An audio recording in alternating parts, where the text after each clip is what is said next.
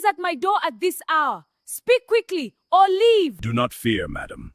I am a messenger. I seek your child, the boy who deserves a life far beyond this village. My son? You would take him? He is my only child. I pray for him every night. Every parent prays, yet not every parent gives their child a chance to truly live. I offer gold, and with it, a future no hunger can touch. Gold! What use is gold when it steals my son? The coins are only a token. The boy's destiny lies in my hands now. No! I cannot! I will not! He is mine! You hear me? Mine! Tomorrow morning, the boy comes with me, willingly or not. The choice was already made by desperation. Desperation? This is madness! I am born meant to trade her child for gold! But every choice has a price. Every mother must pay it. On the third night after Kofi disappeared, the forest called his mother's name. At first it was faint, so faint that the villagers of Ubanki thought it was only the wind brushing through the tall trees. Night had fallen, and the cooking fires were dying one by one. Mothers were calling their children inside. The moon hung low above the ancient forest that guarded the edge of the village. Then the sound came again. Mama? The voice drifted from deep inside the forest. Soft, weak, frightened. Every person in the village froze, because 3 days earlier, everyone had watched Amina, the poorest widow in Obanji, hand her only son to a mysterious traveler who paid her a bag of shining gold. Some villagers said the boy would return rich one day. Others whispered that the stranger's eyes were too dark, too empty. Now the forest was speaking. Mama, help me. The sound carried through the night like a lost soul searching for its home. People stepped out of their huts, staring toward the black wall of trees. And slowly, every pair of eyes turned toward one hut, Amina's hut. Because if the forest truly held a child calling for his mother, then the gold she accepted had bought something far more terrible than anyone imagined. The village of Obanji had survived many hard seasons before, but the drought that year felt different. The land had cracked under the relentless sun. Crops failed before they even reached half their height, and the once lively river shrank into a thin ribbon of muddy water. Every morning, the villagers woke with the same heavy question pressing on their minds. How much longer can we survive like this? For Amina, survival had already become a daily battle. Her small hut sat near the edge of the village, closest to the ancient forest. The roof leaked during rainstorms, and the walls leaned slightly from years of neglect. But inside that fragile home lived the one person who made every struggle worth enduring. Her son, Kofi. Kofi was 10 years old, thin but energetic, with bright eyes that seemed too hopeful for someone who had known so much hardship. He helped his mother gather firewood and carried water from the shrinking river each morning before the sun grew too harsh. Yet hunger had begun to show on him. Some night Amina pretended she had already eaten so Kofi could finish the last bowl of porridge. "Eat, my son," she would say gently. "I am not hungry tonight." But Kofi was not foolish. He often noticed the way his mother's hands trembled when she stood up, or the way she turned away so he would not see the pain in her eyes. Still, he never complained. "Mama," he once said while we sat outside watching the sunset, "one day I will build you a big house, bigger than the chief's house." Amina laughed softly, though tears burned behind her eyes. "I believe you, my son." But hope alone could not fill empty stomachs. And in Obanji, desperation was beginning to spread like a silent sickness. One dusty afternoon, everything changed. A stranger arrived. No one had seen him before. He walked into the village square wearing long dark robes that brushed the ground as he moved. His face was calm, almost expressionless, but what truly caught everyone's attention was the small wooden chest he carried.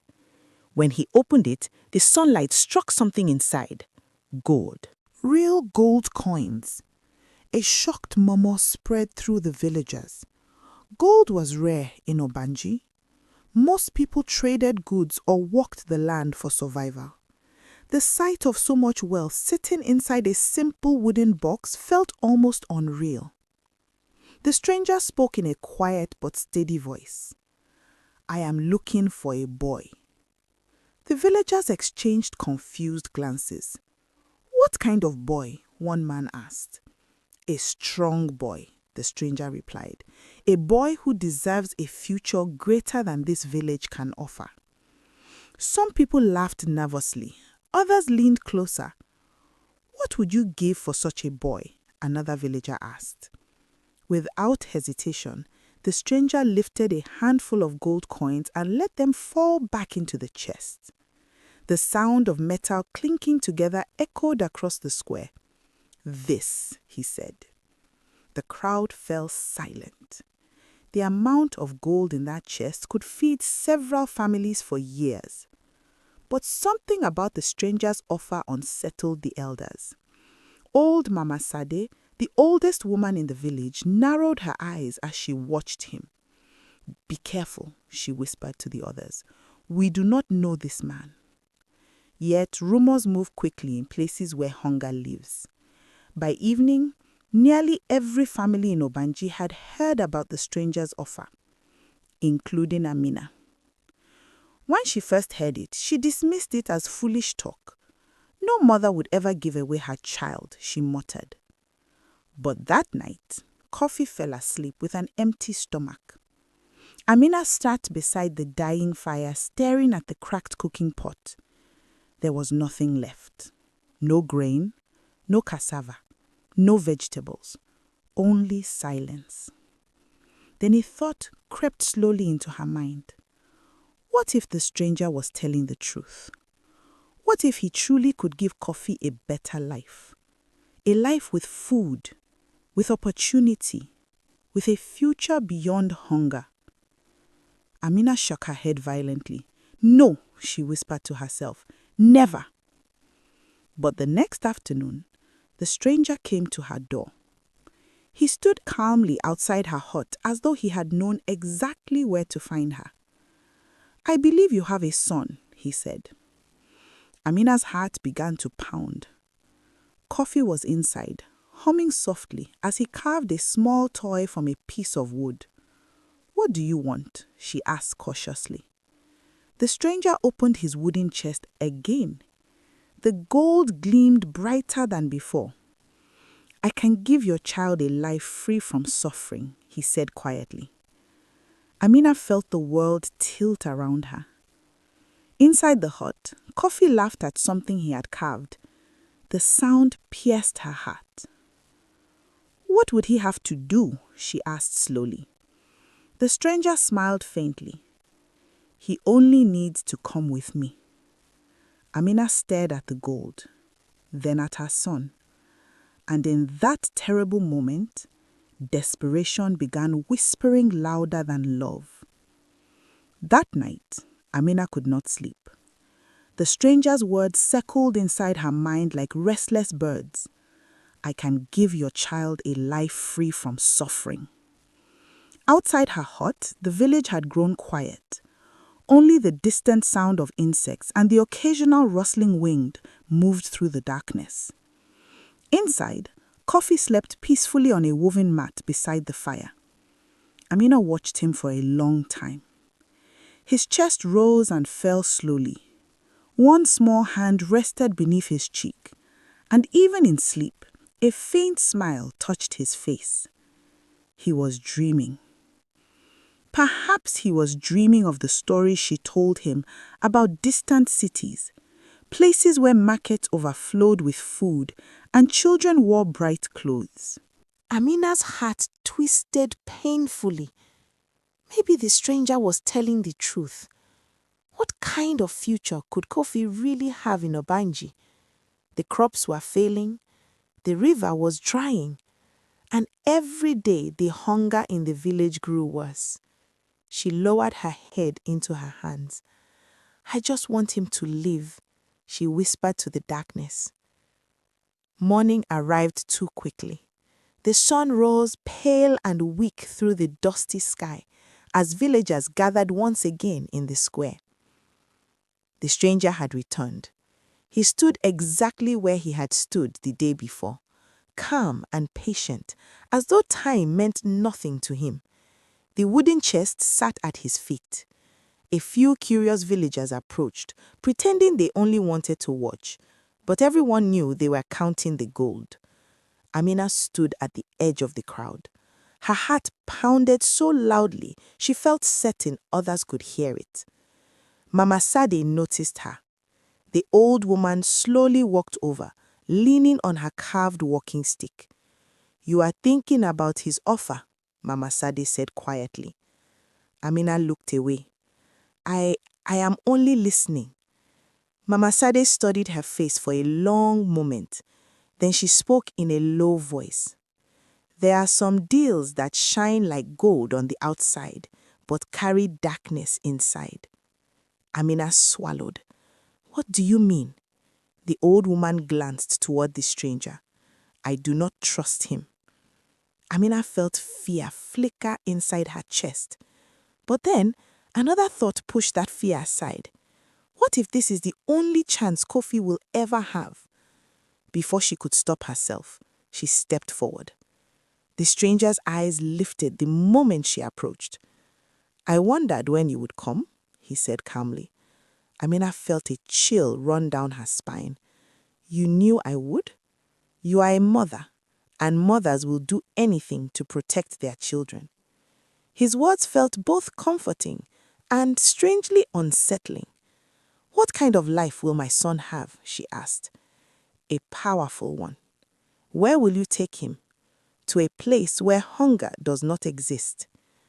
The answer sounded perfect, almost too perfect. But Amina's thoughts were already clouded by desperation. "How much gold?" she asked quietly. Without speaking, the stranger opened the chest. The coins inside gleamed under the sunlight like captured stars. More wealth than Amina had ever imagined. Enough to repair her home. Enough to buy food for years. Enough to survive. Her hands trembled. "Does the boy need to agree?" she whispered. The stranger shook his head slowly. "No." The word felt heavy in the air. Amina looked back toward her hut. Kofi was probably outside now, chasing grasshoppers or helping fetch water. The boy trusted her completely, and that trust suddenly felt like a knife pressing against her heart. The stranger spoke again. "Your hesitation is understandable, but remember, poverty is a cruel future for a child." His words struck exactly where her fear lived. "What must I do?" she asked. "Bring him to me tomorrow morning." "And the gold?" "You will receive it immediately." Amina stood frozen for several seconds. Then slowly, she nodded. The stranger closed the wooden chest. "Good," he said softly. "Your son's destiny begins tomorrow." That evening, Amina sat with Kofi outside their hut as the sun painted the sky orange. The boy was carving another small toy with a knife he had sharpened himself. "Mama," he said excitedly, "look, it's a bird." Amina forced a smile. "It is beautiful. I will make many toys one day," he said proudly, "and sell them in the market. Then we will never be hungry again." Amina felt tears burning behind her eyes. "My son," she whispered. Kofi looked up. "Yes, Mama." "Would you like to travel someday?" His eyes lit up instantly. "Really?" "Yes. To see big cities and new places. That would be amazing," he said. "But I would miss you." Amina turned away quickly, so he would not see the tears sliding down her cheeks. "You will always return to me," she said quietly. That night, she did not sleep at all. She simply sat beside the fire, listening to the soft breathing of her son, knowing that by morning, everything would change. The next day, the stranger waited at the edge of the village road. Kofi held his mother's hand tightly as they approached. "Mama, where are we going?" he asked. Amina knelt in front of him. Her voice trembled. "You are going on a journey, my son? With that man?" "Yes." "Will I come back?" The question struck her heart like lightning. She forced herself to smile. "Yes," she whispered. Kofi hugged her tightly. "I will make you proud, Mama." Then he took the stranger's hand. The man handed Amina the heavy bag of gold. Without another word, they began walking down the dusty road toward the forest path. Kofi turned back once and waved. Amina waved back, but deep inside her chest, a terrible fear had already begun to grow. For the first 2 days after Kofi left, the village of Obanji returned to its quiet routine. The stranger had disappeared down the dusty road with the boy, and slowly the excitement faded. People returned to their farms, their fishing nets, and their daily struggles with the stubborn drought. But the whispers about Amina did not stop. Everywhere she walked, she felt the weight of silent judgment. She sold her own child, some villagers murmured. For gold, others added bitterly. Amina pretended not to hear them. She stayed inside her hut most of the time, staring at the small bag of gold coins sitting beside the cold cooking pot. The coins were heavy, too heavy. They did not feel like wealth. They felt like stones pressing down on her heart. That evening, she cooked more food than she had in months, thick cassava porridge and roasted yams. But when she sat down to eat, she could not swallow a single bite. Across from her was the empty place where Kofi used to sit. The silence inside the hut felt louder than hunger. By the third night, sleep had become impossible. Amina lay awake listening to the wind moving through the trees. Then she heard it, a faint sound drifting through the darkness. "Mama!" Her eyes snapped open. She sat up slowly. The hut was silent. Only the crackling embers of the dying fire glowed faintly. Amina held her breath. Perhaps she had imagined it. Perhaps it was only a dream. But then the sound came again. "Mama, help me." The voice was weak, Trembling, and unmistakable. It was Kofi. Amina's heart slammed violently against her chest. She rushed outside the hut. The village was quiet under the pale moonlight. A few cooking fires still flickered, and the distant sound of crickets filled the warm night air. Again, the voice drifted across the fields. "Mama?" This time, other villagers heard it too. Doors opened. People stepped outside their huts, staring toward the dark wall of forest at the edge of the village. "Did you hear that?" someone whispered. It sounded like a child. The voice came again, longer this time. "Mama, please."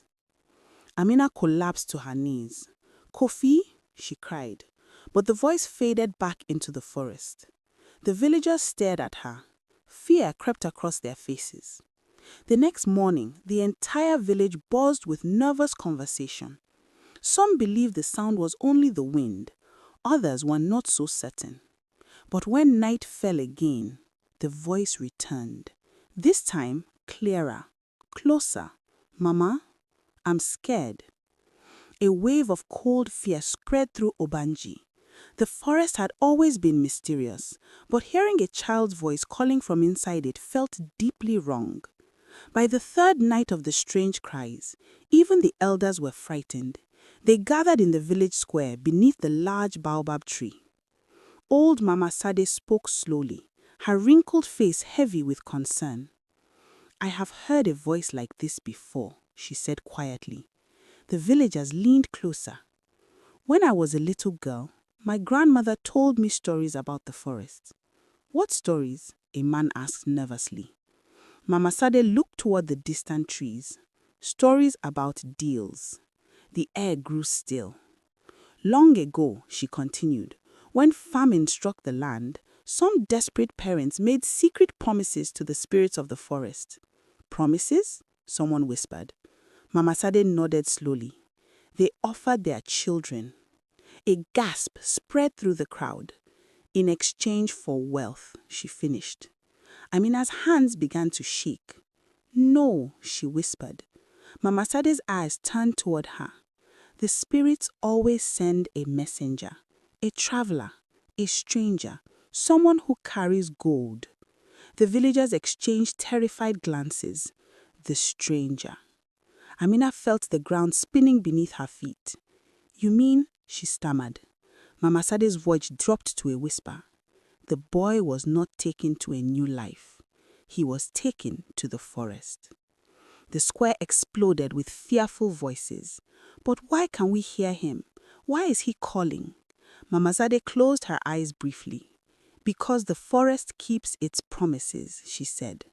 And sometimes it lets a child cry for help. Amina let out a broken sob. No, I didn't know. But the elders' faces were grim. The spirits do not care about what you know. They only care about the promise. That night, the voice came again, even louder. Mama, please come. This time, there was no doubt. It was Kofi. And he was somewhere deep inside the forbidden forest. Amina stood at the edge of the village, staring into the black trees. Her hands trembled, her heart pounded, and one terrible truth slowly filled her mind. If the forest had taken her son, Then she would have to go into the forest to get him back, even if it meant never returning. That night, while the rest of the village slept uneasily, Amina stood alone at the edge of the forest. The trees rose before her like a wall of shadows. Their branches twisted together high above, blocking most of the moonlight. From a distance, the forest had always looked mysterious, but standing this close, it felt alive. The air was colder here. The wind moved through the leaves with a whispering sound that almost resembled voices. Behind her, the village of Obanji lay silent. Before her, the forbidden forest waited. Then the voice came again. Mama? It was faint, weak, but it was unmistakably Kofi. Amina's heart clenched. My son, she whispered. Without allowing herself another moment to hesitate, she lifted a small lantern and stepped beyond the tall grasses, into the forest. The moment she crossed the boundary, the sounds of the village disappeared behind her. The forest swallowed them. Each step felt heavier than the last. The path beneath her feet was narrow and tangled with roots. Strange shadows moved between the trees as the lantern's light flickered. But Amina kept walking. Kofi, she called softly. For a moment, there was only silence. Then, Mama, I'm here. The voice echoed deeper inside the forest. Amina followed it. The trees grew taller as she moved forward. Their trunks were thick and ancient, their bark twisted with strange patterns that looked almost like faces watching her pass. A cold breeze passed through the clearing ahead. The lantern flame flickered wildly. Then Amina stepped into an open space and stopped. In the center of the clearing stood a circle of massive stones. They were old, older than the village itself. Each stone was carved with strange symbols glowing faintly in the darkness. And inside the circle, she saw him, Kofi. He stood perfectly still in the middle of the stones, his eyes wide with fear. Kofi! He cried. Amina ran toward him, but suddenly the air shifted. The lantern flame went out. Darkness rushed over the clearing. Then shadows began to move. Tall shapes formed around the stone circle, rising from the darkness like figures made of smoke. The forest spirits. Their forms were neither human nor beast, but something in between. Their glowing eyes shone like distant stars in the night. A deep voice echoed through the clearing. You should not have come. Amina fell to her knees, her heart pounding violently.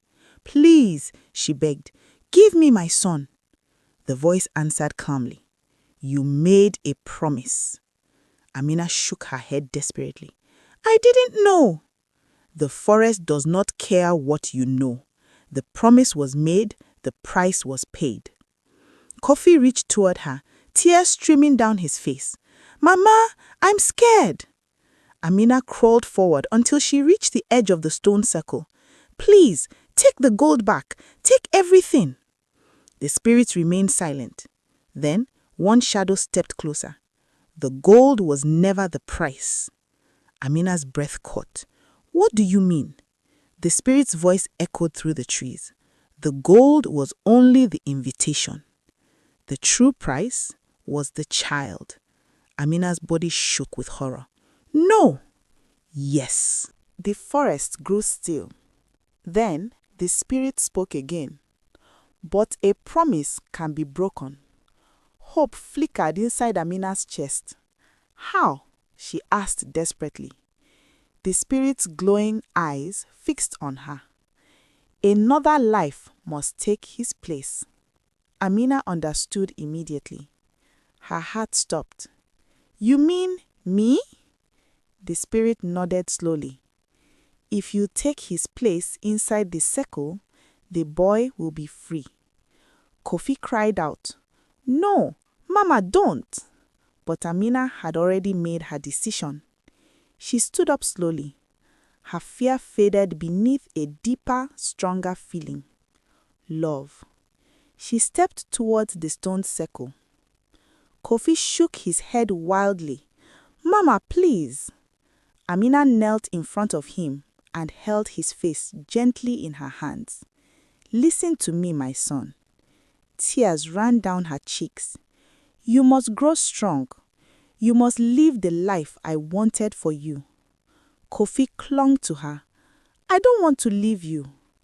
Amina kissed his forehead softly. My love will always be with you. Then she stood and walked into the center of the circle. The moment she stepped inside, the glowing symbols on the stones brightened. The spirits' voices rose together like a wind moving through the trees. The promise is fulfilled. Kofi was suddenly pushed backward by an unseen force. He fell outside the circle. Mama, he screamed. A bright flash of light filled the clearing. The wind roared through the forest. Then everything went silent. When the light faded, the stone circle was empty. Kofi lay unconscious at the edge of the clearing, and Amina was gone. At dawn, the villagers found Kofi sleeping at the edge of the forest path, alive, unharmed. But Amina never returned. The gold she had received remained untouched inside her hut. And from that day forward, the people of Obanji spoke of her with respect instead of judgment, because they finally understood the truth. Amina had not sold her son. In the end, she had given everything to save him, even her life. Desperation can lead people into terrible choices, but true love, especially a mother's love, can still find a way to make things right.